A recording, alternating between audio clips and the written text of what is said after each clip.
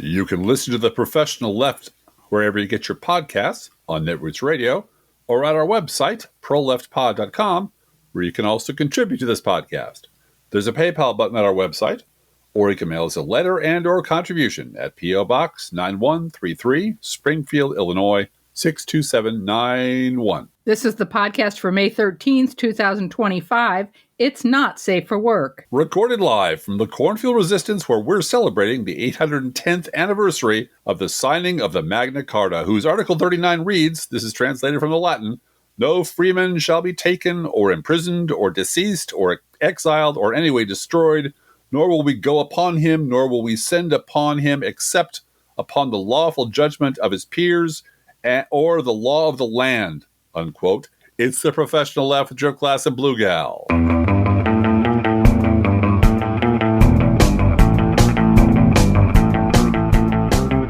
Blue Gal.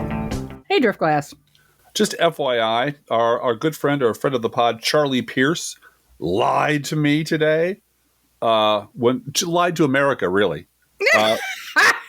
When he brought up the Great Charters Article 39 on the Stephanie Miller podcast.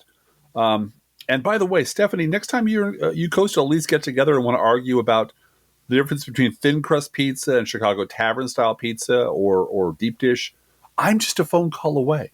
I know you coastal elites have your own opinions, but when it comes to Chicago style pizza, you're just wrong. Anyway, since the and Driftglass is your man from Chicago. So I am your man from Chicago. If you can't get the Pope on the phone, call Driftglass. I'm here for you. I'm almost like a vice Pope, executive assistant to the Pope. I know the things. I know all the things. I can direct you to the things.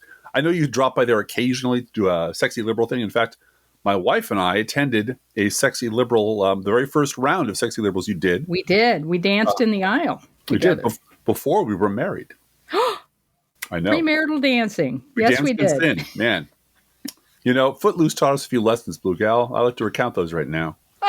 But, no, we have lots of other more important things to talk about. Right. Well, I since Wikipedia made me an instant expert in the subject, allow me to elaborate. All right. Quote, "The act is often wrongly described as the origin of the writ of habeas corpus, but the writ of habeas corpus had existed in various forms in England for at least 5 centuries before, and is thought to have originated in the Assize of Clarendon of 1166. It was guaranteed but not created by the Magna Carta in 1215, unquote." So, Charlie, check your goddamn sources. Do your research, Charlie Pierce. Do your homework, Charlie Pierce. And then we colonists copied that law from the Crown straight into the opening of the operating manual of our new republic. Article 1, Section 9, Clause 2 of the U.S. Constitution guarantees the right of habeas corpus. Mm-hmm. But apparently none of that matters now because 77 million of our fellow citizens went to the polls last fall to put the fascist back in power. And so, from the New Yorker today, quote, "The White House driveway is an unlikely venue for announcing plans to upend the Constitution." But strolling up to the bank of microphones on a sunny spring afternoon, the White House Deputy Chief of Staff Stephen Miller seemed delighted to share the news that the Trump administration is actively looking at suspending the writ of habeas corpus, the fundamental constitutional right of those who have been detained to argue in court for their release, unquote. Why Stephen Miller? No big deal. Just breaking news today that Stephen Miller, a top aide for President Donald Trump with no law degree, has secretly seized control of the Justice Department, according to a report in the New York fucking Times. Yeah. I'm telling you. Yeah. I'm not going to say what I'm thinking because it might get me in trouble, but... Yeah. Well, we're all thinking it, aren't we, Blue Gal? We're all thinking it. We're just wondering the height of the bridge and how far the drop would be. That's all. Yeah. The strength of the rope. You just wonder sometimes. Mm-hmm. I hate myself for thinking that way. I know. I hate myself that these people make me think that way. Now, the last episode, because you were all around for the last episode. If you weren't, brief recap, we reviewed in very great detail the fact the Republican Party has actually transitioned from a political organization into a homegrown religion. which is why it's pointless to try to reason with Republicans. It doesn't work. It'll never work. Stop trying. And before that, we went back to school on the word partisan and explained why it's not a swear word, it's not a scary word, and yet weak-willed centrists and independents use it as a scary, sweary shield to protect their cowardice. But these two cults, the fanatics of the Republican Party and the fanatically committed to being uncommitted fanatics of the cult of centrism, do not exist in a vacuum. Reality is always out there, like raptors testing the fences and sometimes getting through. So the defenses of their absurd dogmas tends to get increasingly desperate and ridiculous over time. And that brings us to the concept of motivated reasoning. Oxford Research Encyclopedia puts it this way. Much of the early research on motivated reasoning in political science painted citizens as incapable of evaluating information objectively.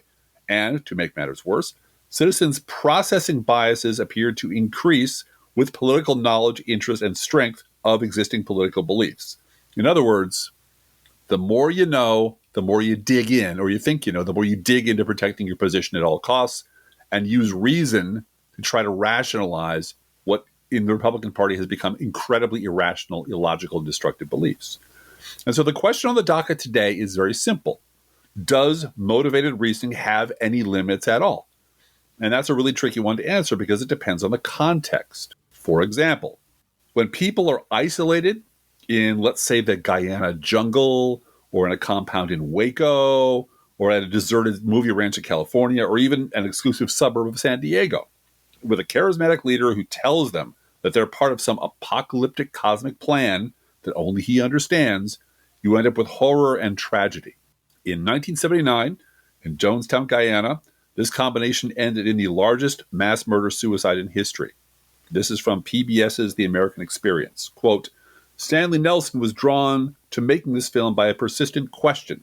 What drove thousands of people to join the People's Temple? They saw themselves changing the world, and with the church as the tool, he says, noting that Jones offered prospective members jobs, homes, and a sense of common purpose, striving to create a just world. I did allow Jones to think for me because I figured that he had the better plan, says former People's Temple member Hugh Forston, whose wife and infant son were among the more than 900 people who died in Guyana after drinking cyanide-laced fruit punch. I gave my rights up to him as many others did, unquote. And just hearing you say all of that, Driftglass, that stuff from PBS's American Experience, you can plug in Sean Hannity to that. Oh, 100%. And I don't think I'm overstating it to say that the Fox News bubble is actually solid. It is. And you know, we were talking about if you're isolated in the Guyana jungle. Well, if you're isolated in terms of your news outlet, and the only thing you turn on is Fox, and then Fox tells you, and has been telling you for 30 years, the only place you're going to get this news is on this network. Yeah, you isolate yourself. You isolate yourself, and that's reinforced by the hosts, who are your friends, your trustworthy friends. That you know, you're only going to get this here, folks, because everyone else is lying to you. No one else is going to tell you the war on Christmas. No, fake news. It's all fake news. Yeah, don't listen to anyone but us. And then, you know, there was the Manson family murders in 1969. And, you know, today, Charles Manson would be an oath keeper. I swear to God. Or maybe he'd be a Proud Boy. He'd be one of these gun collectors. But in 1969, he was the leader of an apocalyptic white supremacist cult hanging out at the Spahn movie ranch. Manson was trying to trigger a race war. And his leadership, quote unquote, ended in at least 9 murders that we know about. Yeah, he ordered his people out there to murder celebrities and other people, including a woman who's pregnant. Yeah. Sharon Tate was pregnant, in order to outrage people and then blame it on black people. And that would trigger the race war. And then he would hide at the Spahn Ranch with his followers.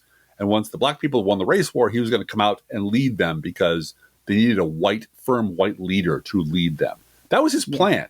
And he convinced a bunch of drugged out idiots and hippies who were lost souls that this was a great idea and they should follow him. The same dynamic was at work with the 1993 siege of the Branch Davidian compound in Waco, Texas. Also, the Heaven's Gate mass suicides in Rancho Santa Fe in 1997. 39 people dead because they thought they were going to join an alien mothership, which was traveling behind the Hale-Bopp comet. Mm-hmm. You know, it's. I realize we're using extremes here, but there is this fanatical cult behind Trump. And that is why Republicans in the Senate won't say anything. Mm-hmm.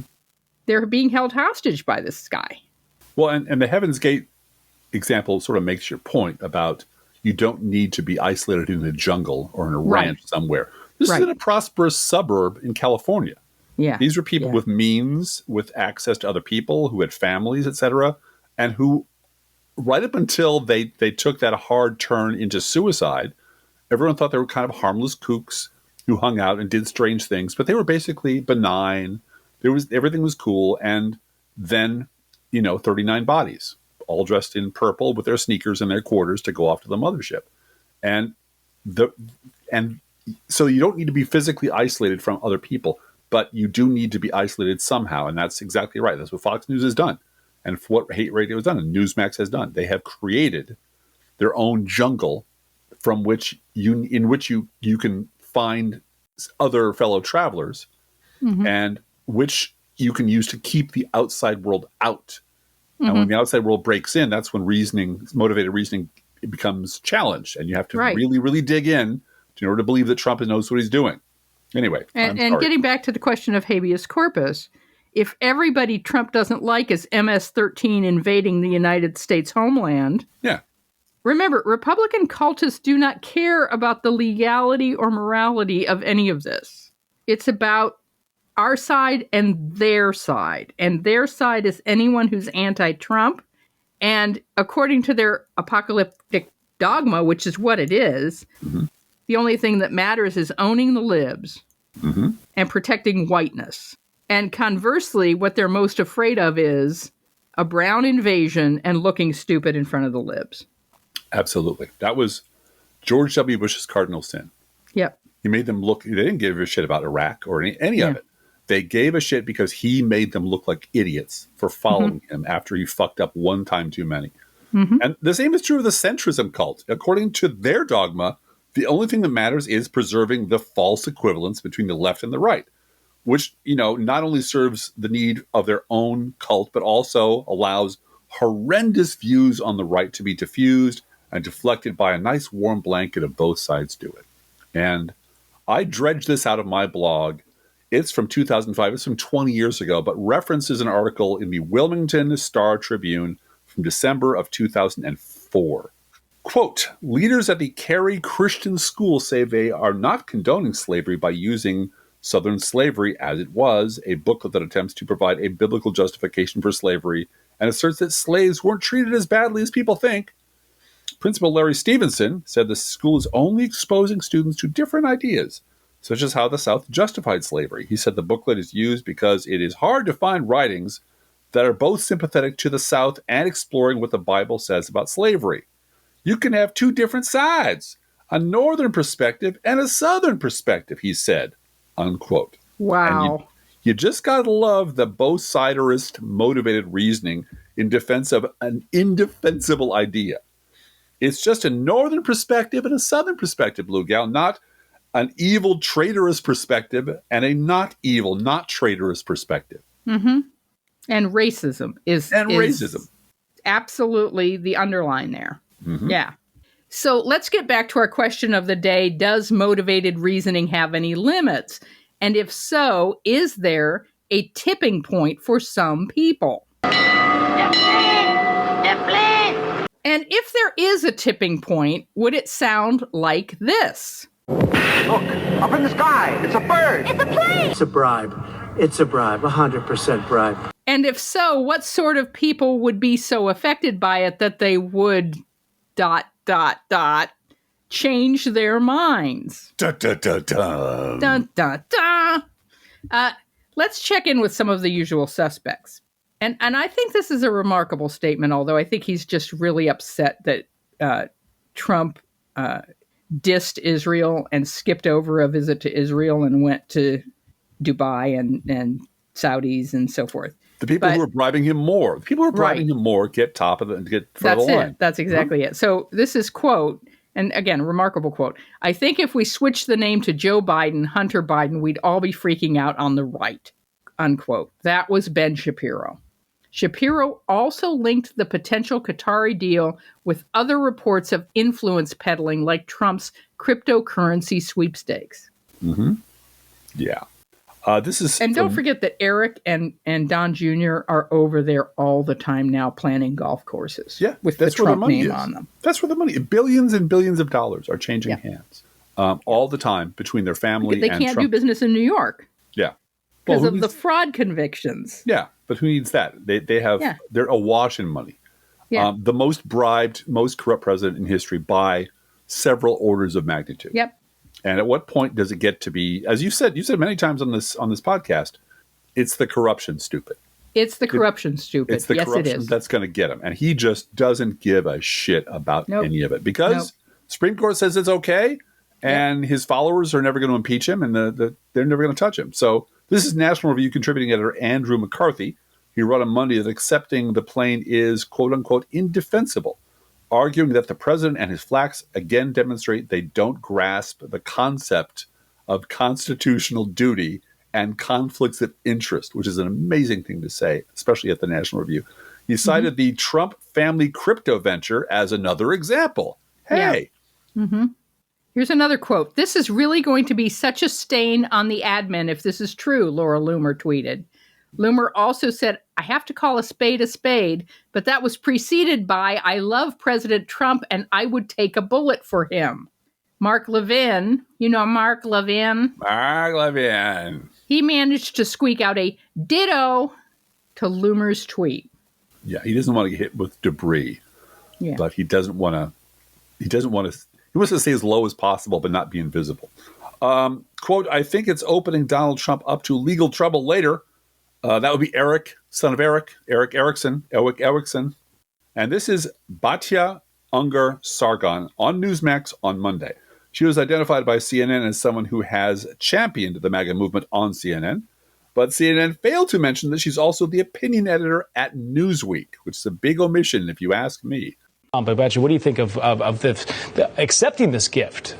I really don't like this. I gotta say, it makes me really uncomfortable. And it's not just that, this is not a gift. This is Qatar, a state sponsor of terror that has Hamas in the palm of its hand, giving a bribe. And I don't think President Trump would capitulate to anything that they asked him to, but that doesn't mean that it's not below the appearance of a conflict of interest. And I'll just say one more thing. Watching how quickly the Qataris were able to get Idan Alexander released, obviously, I'm so grateful to God and so grateful to President Trump for getting this man out of Hamas captivity where he was tortured. But also, it really raises the question, they can make Hamas do anything in minutes, in hours. There are 58 other hostages there. What about them? Why is Qatar suddenly a major player in terms of controlling the scene? I hate that. Hamas is celebrating. They see this as their first agreement with the United States, and it turns my stomach, you guys. So how blatant is it, Driftglass? It is so blatant. This corruption and bribery is so blatant. And I feel a little guilty, by the way, using the term bribe, because before every single one of these podcasts that you're listening to right now, before we record, we give Bosco a bribe. We do. And we call it a bribe. Well, I walked up to him and I said, do you want a bribe? And he went, oh, yeah, he does. He's a talker. Well, and we stuff him full of treats so that he falls into a coma during the podcast and stops bothering mommy for 5 minutes. He's a toddler. Bosco loves podcast. Bosco loves podcast day. But it's not a bribe. It's a tribute, honey. I see. Mm-hmm. Well, it's to fill his tummy so that he goes to sleep and stops bothering me. He is at my ankles all day. But, okay. I would be happy if the entire Trump administration were just to fall asleep and leave us alone. That would be enough for me. Yeah. Just he did fall asleep today in Saudi Arabia on camera. So he's very tired. I guess his plane is too uncomfortable, and that's why he got this new. Yeah, whatever. All right. So how blatant is it? It's so blatant that even the New York fucking Times and, most significantly, their headline writers sat up and took notice. When you've lost the New York Times headline writers. Really. This was in the print edition. Yeah. Quote, Trump's plan to take jet from Qatar heightens corruption concerns. I could have done without the concerns word there. But concerns. And this is from that article. The second Trump administration is blowing through limits on the mixing of public office and personal benefits.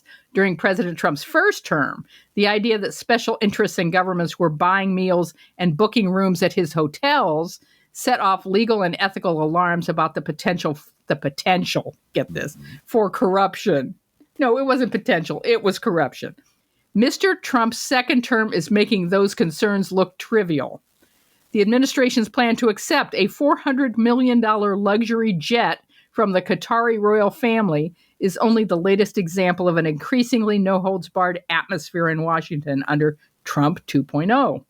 Not only would the famously transactional chief executive be able to use the plane while in office, but he is also expected to transfer it to his presidential foundation once he leaves the White House. What? Yeah. The second Trump administration is showing striking disdain for one-time norms of propriety and for traditional legal and political guardrails around public service. It is clearly emboldened in part because of the Supreme Court's ruling last year that granted immunity to presidents for their official actions. Exactly. By the way, I can't wait. I can't fucking wait until a Democrat is in the White House and what the Roberts Court decides about presidential immunity. Uh-oh. Take backsies. Anyway, they granted immunity to presidents for their official actions. And because of the political reality that Mr. Trump's hold on the Republican Party means he need not fear impeachment, unquote. Yeah. Yeah, he's nothing in his way. He can do whatever he wants, and he is doing exactly what he wants. And, of course, he's not going to pay either taxes or tariffs. You remember tariffs, Blue Gal.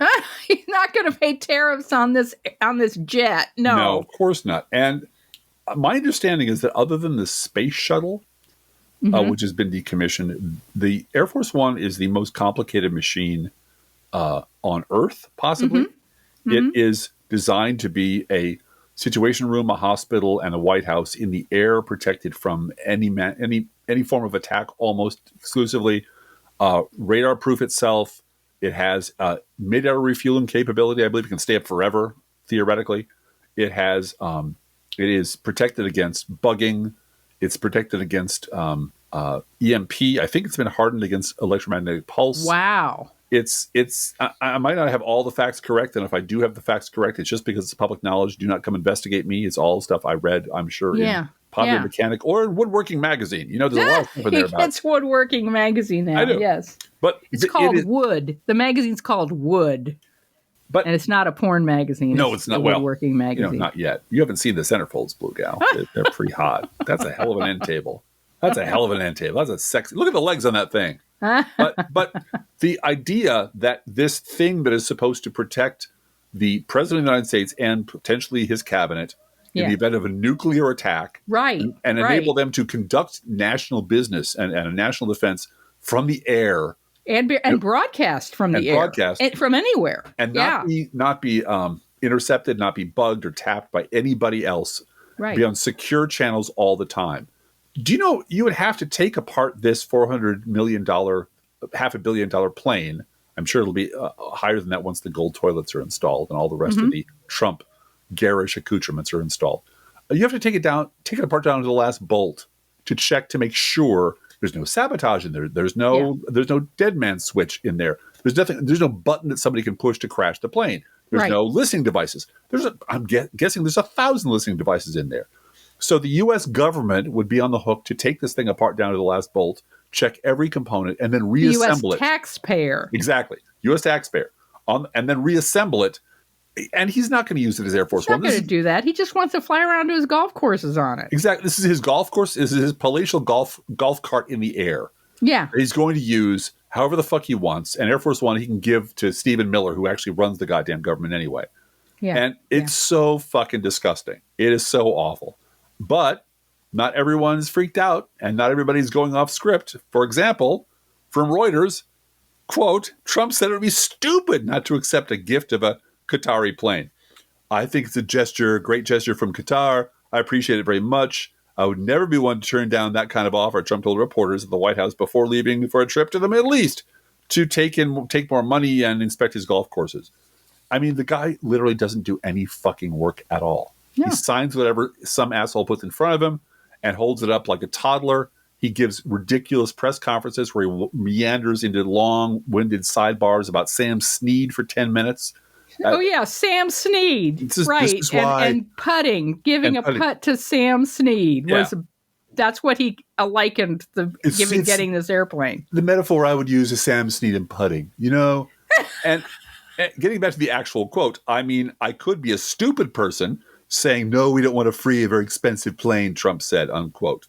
And the main story at the Fox website was, of course, titled, Trump rips ABC reporter for asking about accepting luxury jet from Qatar, as if ABC News was the problem. ABC News has all kinds of problems, but asking a legitimate question and being called fake news and then attacking them, and that becomes the story over at the hate news site is not the story. And there are enough people out there. You mentioned several other people that Crooks and Liars took note of. John Thune being one of them. Rand Paul and Ted Cruz. Yeah. And now John Thune also have all come out and said he can't do this. Yeah. And it's because it is a national security risk for him to be taking possession of this plane and flying around in it. He's the president of the United States. It's also an emolument, an emolument. All of it is just wrong. And the emolument. Can I just say something? Sure. One of the things that has protected Donald Trump is his, and I have to say this, admirable ability to make his administration a TV show for the MAGA base. Sure.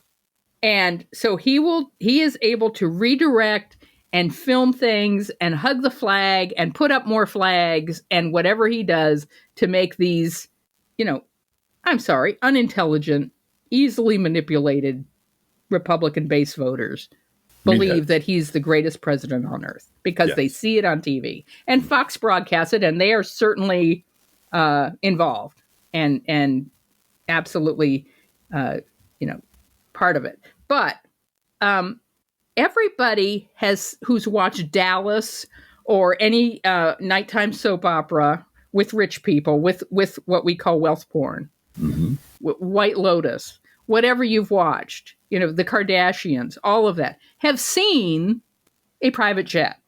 Right. Have seen how absolutely luxurious and wasteful, and they're for spoiled people who have way too much money. And everyone has that image in their mind. It is concrete. And that's why I do think this plane thing has emboldened U.S. senators and has made people, even on Newsmax, say no. Because it's easy to understand. The president of the United States should not be flying in a plane that the funders of Hamas have given him, no questions asked. And has not been inspected by our military or anyone. And Trump is going to fly around in it like it's okay. And it goes back also to something that you and I have talked about a couple times before, which is, does any human being within the Trump circle actually care about him as a person? I genuinely believe Laura Loomer when she says, I love President Trump and I'd take a bullet for him. Whether they've had an affair or not, that's not for me to say. But she loves the man. She cares about him. Right. There's no one else in that circle that I would say would take a bullet for Trump. Oh, of course not. No. They don't. They're there to ride his coattails to more power, to more influence, and to get what they want.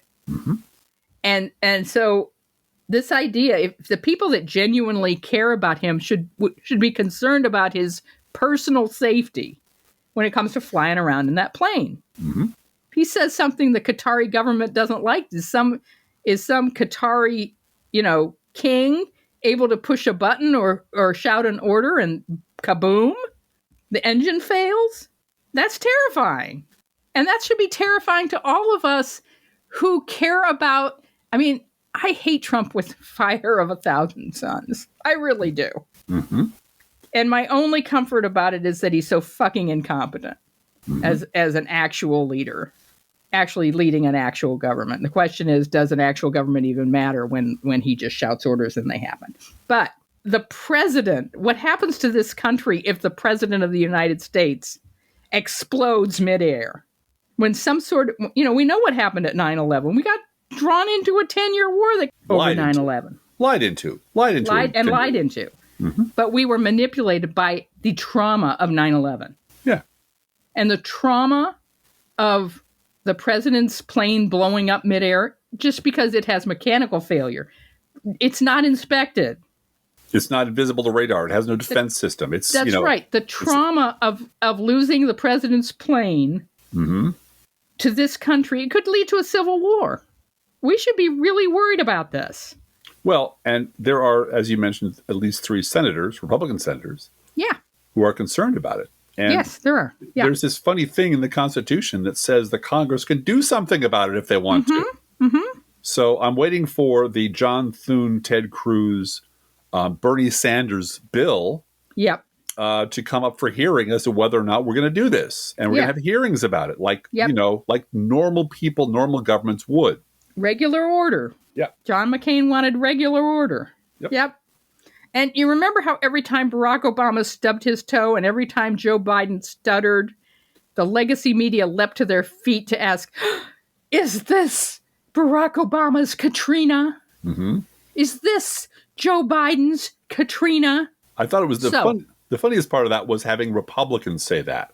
Yeah. Thank you for reminding us that people. the actual Katrina was your guy that you elected to the White House twice. Yes. Dumbass. You fucking dumbasses. Yes. Mm-hmm. So we got to ask ourselves, is this Trump's Katrina? Is it? Like I said, the concreteness of this plane makes me think maybe it is. But maybe it's not.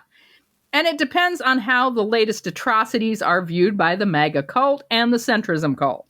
We all know Trump wipes his ass with the Constitution, specifically Article 1, Section 9, Clause 8, quote, no title of nobility shall be granted by the United States, and no person holding any office of profit or trust under them shall, without the consent of the Congress, accept of any present, emolument, office, or title of any kind whatever from any king, prince, or foreign state, unquote. And that is why gifts, official gifts to the President of the United States are given to the State Department or the Smithsonian. Mm-hmm. Barack Obama didn't take any of that shit home with him. No, this is not The Jerk, where Steve Martin leaves, I'm going to take the stool with me, and that barometer. And the thermos. And the thermos. Right. Yeah, no, this is not that. And you don't get to do that. Well, Trump did it after term 1. Fuck, that's right. He just grabbed whatever he wants and takes it home with him. Yeah. Especially like boxes and boxes and boxes of classified documents. Yeah. Which he had to have his home raided, or his shitty his little sports franchise down there, his little club down there raided. Yeah. And it removed because he didn't want to give it back because he's just a bottomless pit of greed and narcissism. And why the fuck wouldn't I take that? And emoluments? Nope. This is just out-and-out bribery. And the Qatari government knows that. Yeah, everyone knows that. Donald Trump is stuffing his pockets on the government dime. He wants to do it. And there are countries that are happy to oblige. Mm-hmm. And then he folds the Constitution over and gives his ass a second pass with his henchman, Stephen Miller, looking to shred Article 1, Section 9, Clause 2 of the U.S. Constitution's habeas corpus protection. Mm-hmm. And delighted to be in front of microphones on the White House driveway to say so out loud.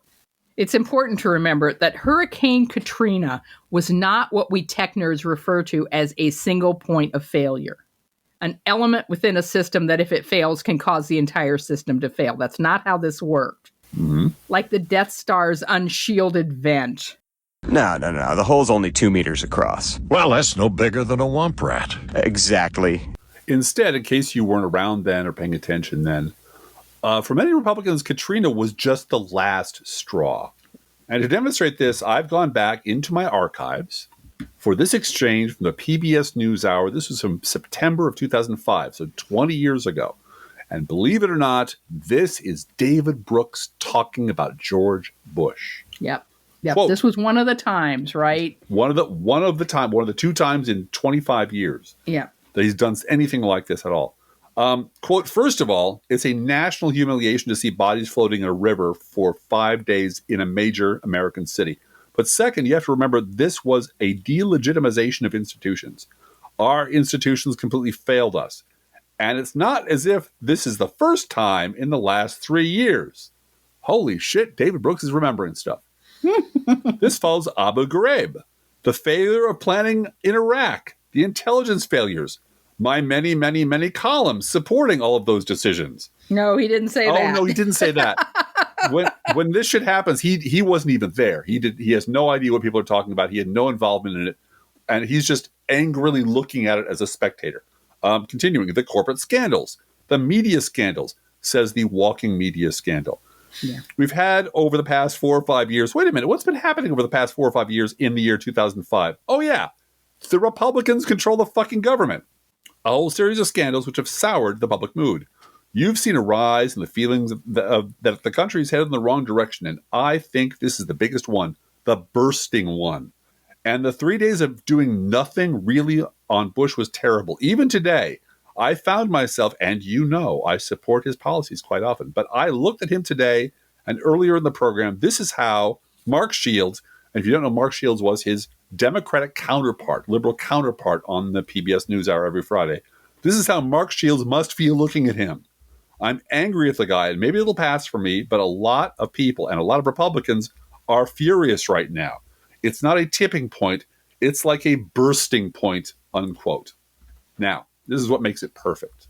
But because this was the PBS NewsHour, and this was David Brooks finally losing his patience with Bush, his liberal counterpart that night, Tom Oliphant, journalist, felt obliged to pipe helpfully up with his explanation of how deeply implicated Democrats are and how there is no partisan responsibility here, unquote. Because, brothers and sisters, this both sides do it shit has been around forever. Yep. There's this quote from the HBO movie Barbarians at the Gate where James Garner plays the CEO of RJR Nabisco, F. Ross Johnson. Mm-hmm. And it's the story of how the normal extravagant perks of being a CEO were never enough. So he worked side deals and secret contracts with everyone from directors to shareholders because he needed to have more private jets, more private homes, and more money. The trouble was Nabisco, his company, was in trouble. Mm-hmm. And as I've said to you many times, if your only value is shareholder value and CEO perks, then your company's going to be worthless, and you deserve that. Mm-hmm. But then word leaked out about how much he stood to make from looting the company, and he was caught. Mm-hmm. Quote, that nobody's going to deny that there's not a fair amount of greed going around these days. I guess it's just a question of how much greed is fair. This, you, meaning James Garner playing F. Ross Johnson, was over the top, it says in the movie, unquote. And so here's the tipping point, right? When is Trump's obvious corruption, racism, stupidity, and collapsing mental state too much for enough Republicans at the outer edge of the cult? Mm-hmm. Too outrageous for the mealy-mouthed centrists to conjure up some imaginary liberal equivalent. And that was what was so significant to me about what Ben Shapiro said. Yeah. He didn't try to say, well, Biden's just as bad. No. He said, if this was Biden and Hunter Biden, we'd be screaming. Right. I'm sure out there's somebody screaming Burisma, Hunter Biden, Solyndra. No, there are. There absolutely are. Yeah. Because this is the Raptors at the fence trying to get into their bubble, and they're terrified that they will end up looking stupid and wrong. And again, that concrete picture of the interior of a private jet that everyone's seen on TV. Right. Is what makes it too much. Lifestyles of the corrupt and bribable. Yeah. Now, there is one notable Illinois Republican who reached his limit, and he reached it last year, and he endorsed Kamala Harris in the 2024 election, and that is our former governor, Illinois Governor Jim Edgar, who is in fact also a member of our church, and we run into him there every now and then, and we nod and say hello, and he says hello, and that's just lovely. The former governor is currently undergoing treatment for pancreatic cancer, but as Rich Miller noted in the indispensable Illinois state government blog Capitol Facts, he had a strong and cogent voice as he spoke to the attendees of his annual Edgar Fellows fundraiser in Springfield. I believe the last 100 days have been the most disruptive and in many ways the scariest of my life, which is now 78 years. I think it's very important as a nation that when we set public policy, that we recognize this is a large and diverse nation. This is a large and diverse state. And you need to have the input of all factions. Doesn't mean they're going to get their way, but they ought to be able to be at the table and at least give their thoughts. We shouldn't leave up public policy to one person's whim. That's dangerous, and that's not productive.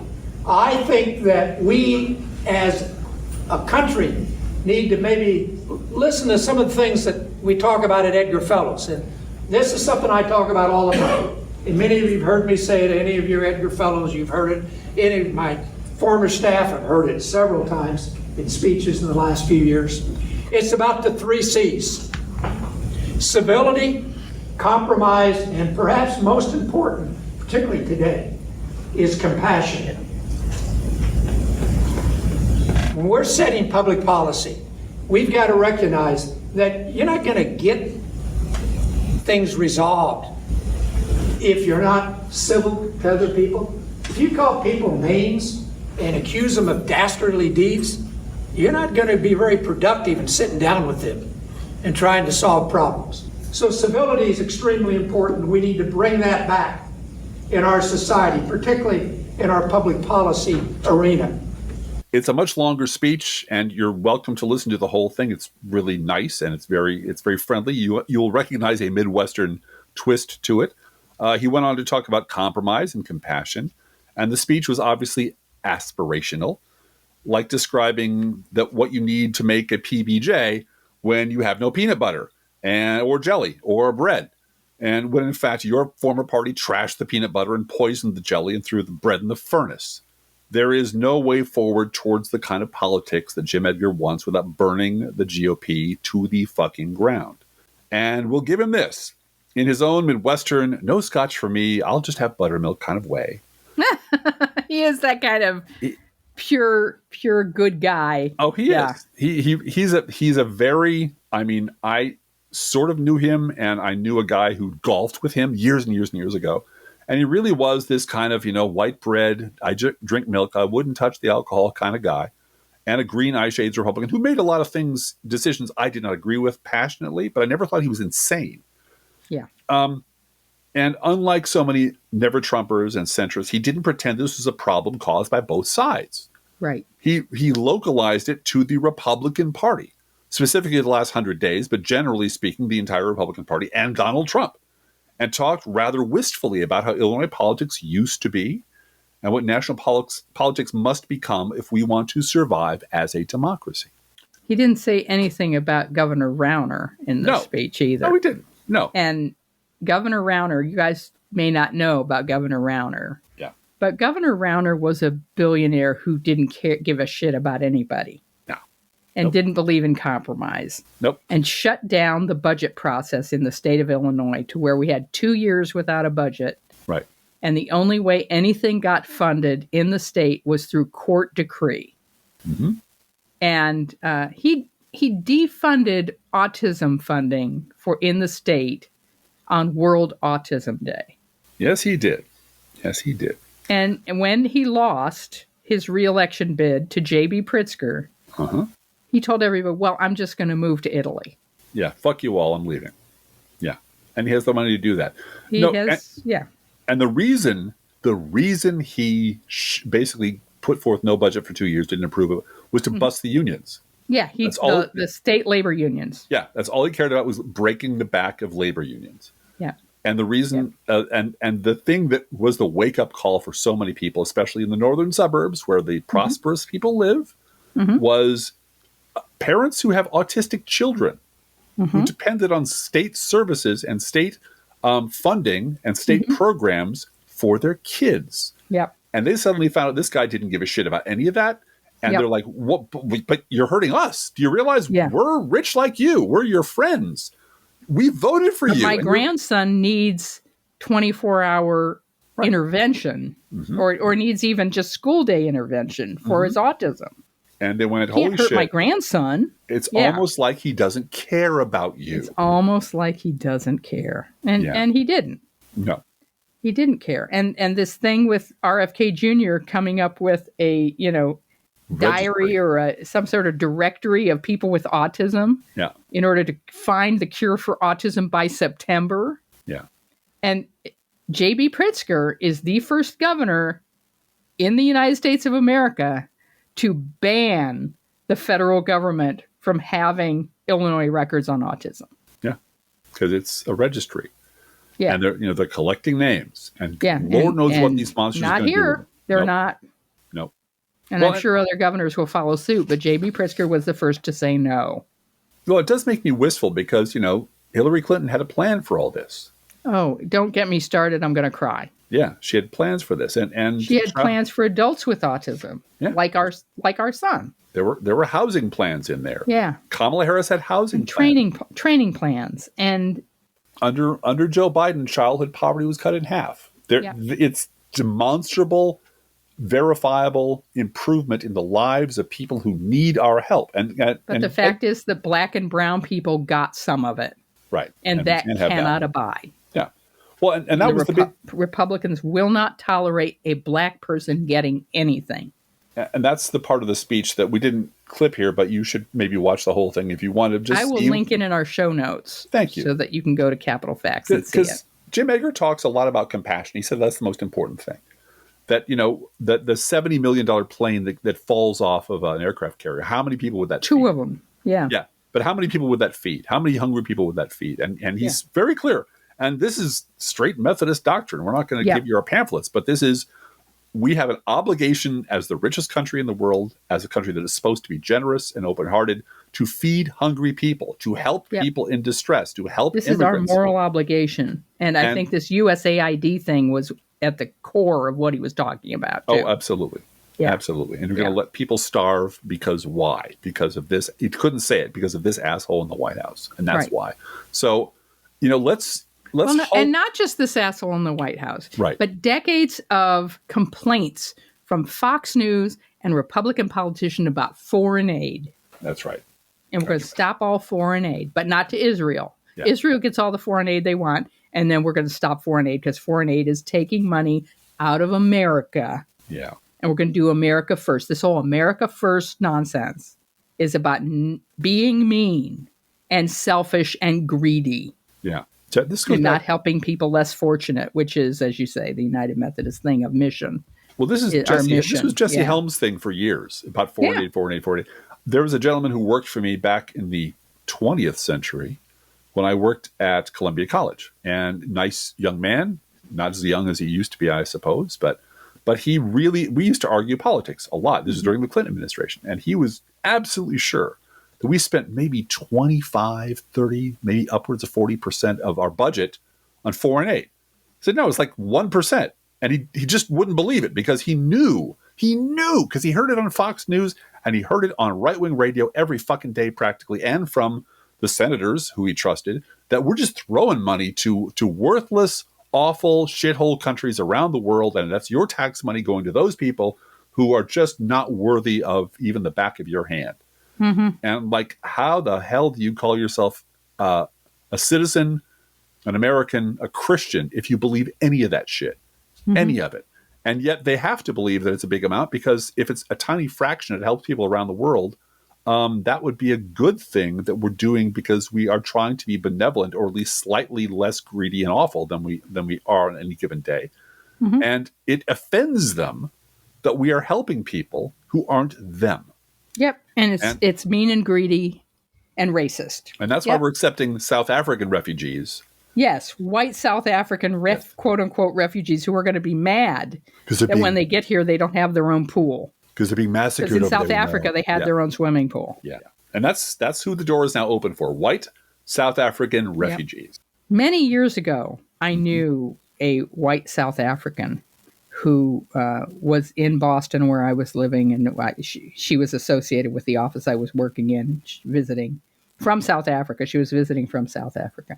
And this was before, apartheid ended. And everyone was fighting for apartheid to end. And she was not an Afrikaner insisting on anything. She really understood that our country is going to have to give this up. But she said the problem that people are having envisioning this is you don't understand that the houses that are built today in Johannesburg have a servant's quarters for a black person to live in and wait on you. Mm-hmm. That it is so ingrained in the culture that you wouldn't plan to build a house without an outhouse servant's quarters for the black person who's going to wait on you today. This was in the 80s. This was this was not the 1880s. She said so. Yes, but she was just saying if you haven't changed that, it requires such a flip of everything in our society. And that's why a number of commentators are saying these Afrikaners who actually who've been to South Africa are going to come here and realize that white people don't have a black servant, and they don't have a swimming pool, and they don't have houses built for them that make it all institutionally possible to hire household help. Lethal Weapon 2 lied to me, Blue Gal. Yeah, right. It lied to me. Yeah, it's just totally... how many of them are going to stay or go back to their swimming pool house? I don't know. Anyway, but they're getting, my taxpayer dollars. I should get up on my high horse now and say, my taxpayer dollars are helping foreigners come to this country. Can't we just agree there's just a northern perspective and a southern perspective? Hey, Drift Class. Yeah. I want our listeners to know how much we appreciate them. Next time is our 900th episode. 900, baby. We are 900. So close to reaching. We keep getting emails from Buzzsprout, our podcast platform, saying you are getting really close to 7.5 million downloads, which is a thing. Yeah. Yeah. So, that we're very, very grateful to all of you for listening. And we hope that you will write to both of us at proleftpodcast@gmail.com.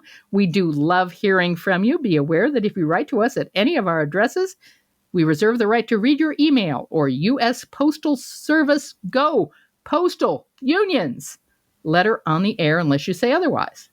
And leave the post office alone. Just leave the post office alone. Also, if you could, please share our show on the social medias. On the Twitters, on the Blue Skies, if you're still on Twitter, shame on you. On the Facebooks, on all those social medias. And if you love this podcast or even like it marginally and think, maybe somebody else should listen to it other than just these three guys, please get someone else to listen to. And thank you so very much for doing that. Hey, Drift Class, how are the Internet Kitties doing this week? Well, the Internet Kitties would like to dedicate this episode, 899. Is this 898 or 99, Blue Gal? 899. So we're one away from 900. Truly and really. Truly, next time is 900. Holy crap. Well, the Internet Kitties would like to dedicate this episode to one of the least known DC Universe supervillains. It's Larfleeze, also known as Agent Orange. He appears as the antagonist of the Green Lantern and the Green Lantern Corps. But here's why the dedication is so important on this very day. He is the primary wielder of the orange light of avarice, derived from the emotional spectrum of greed. Yes. Greed. He's orange, he's greedy, and he's a supervillain. So take the hint, America. Let's think about living. Think about living. Let's think about loving. Think about loving. Let's think about the hooping and the hopping and the popping and the lovey-dovey. Let's forget the wine and the crying, the shooting and the dying, and the fellow with a switchblade knife. Let's think about living. Let's think about life. The Professional Left podcast is recorded under a Creative Commons license. Copyright 2024-25, GGBG Productions.